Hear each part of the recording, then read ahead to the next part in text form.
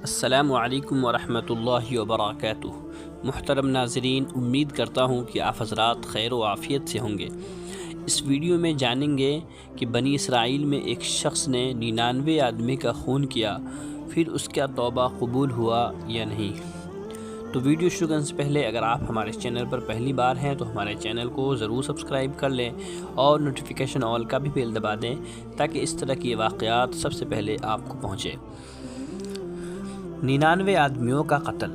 بنی اسرائیل میں ایک شخص نے 99 خون کیے تھے، پھر اس کو توبہ کا خیال ہوا تو ایک عالم کے پاس گیا اور اپنا قصہ بیان کر کے مسئلہ دریافت کیا کہ ایسی حالت میں میری توبہ قبول ہو سکتی ہے یا نہیں۔ وہ کوئی جلالی مولوی صاحب تھے۔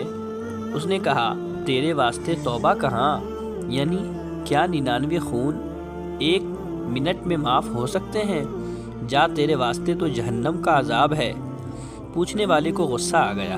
اس نے تلوار اٹھایا اور اس مولوی صاحب کا بھی کام تمام کر دیا، اس کا بھی خاتمہ کر دیا کہ چلو 100 میں ایک ہی کی کسر کیوں رہے، پورا 100 پورا دوں۔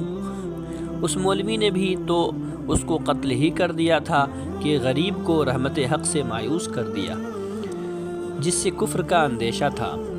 پھر وہ ایک دوسرے عالم صاحب کے پاس گیا، وہ محقق بھی تھے۔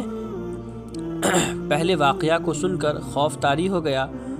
ان سے مسئلہ پوچھا تو جواب دیا کہ توبہ تو ہر مسلمان کے لیے ہے، خواہ کیسا ہی گنہگار ہو۔ تمہاری توبہ کیوں قبول نہ ہوگی؟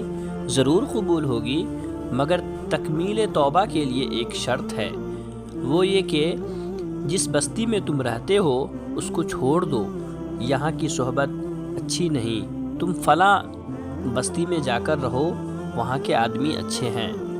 یہ شرط لگانا بتلاتا ہے کہ عالم محض خائف نہ تھا بلکہ محقق بھی تھا۔ یہ جواب سن کر پوچھنے والے نے توبہ کی، اور چونکہ طلب کی شان پیدا ہو چکی تھی اس لیے تکمیل توبہ کے لیے وطن سے ہجرت بھی کی اور بستی کی طرف چلا جہاں کے لیے عالم صاحب نے وصیت کی تھی۔ کچھ ہی دور چلا تھا کہ موت کا وقت آ گیا، مگر اس نے اپنے کرنے کا کام اس وقت بھی کیا کہ عین نزا کی حالت میں بھی اس بستی کی طرف اپنے سینے کو ابھار دیا اور تمام ہو گیا۔ اب رحمت حق کا کام دیکھیے، چونکہ طالب اپنا کام کر چکا تھا اور وصول اس کے اختیار سے باہر تھے، تو اب محبوب نے خود وصول کا انتظام کر دیا۔ جس بستی سے اس نے چلنا شروع کیا تھا اس کو حکم ہوا تباعدی کہ دور ہو جا، پیچھے ہٹ جا، اور جس بستی کی طرف یہ جا رہا تھا اسے حکم ہوا تقاربی کہ تو قریب ہو جا۔ چنانچہ ایسا ہو گیا۔ اب ملائکہ رحمت و ملائکہ عذاب دونوں آ پہنچے اور ہر جماعت نے اس پر قبضہ کرنا چاہا۔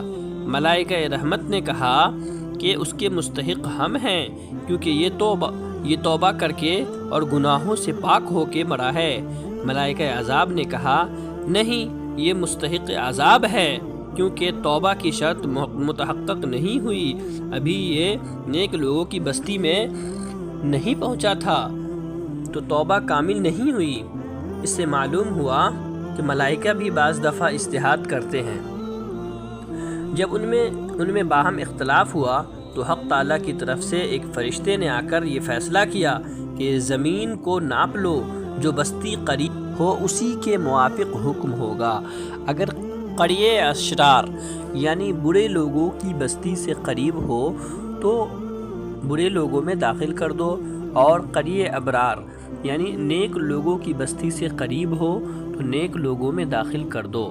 چنانچہ پیمائش کرنے سے ناپنے کے بعد ایک ہاتھ قریہ ابرار یعنی نیک لوگوں کی بستی سے قریب نکلا، پس ملائکہ رحمت کے سپرد ہوا۔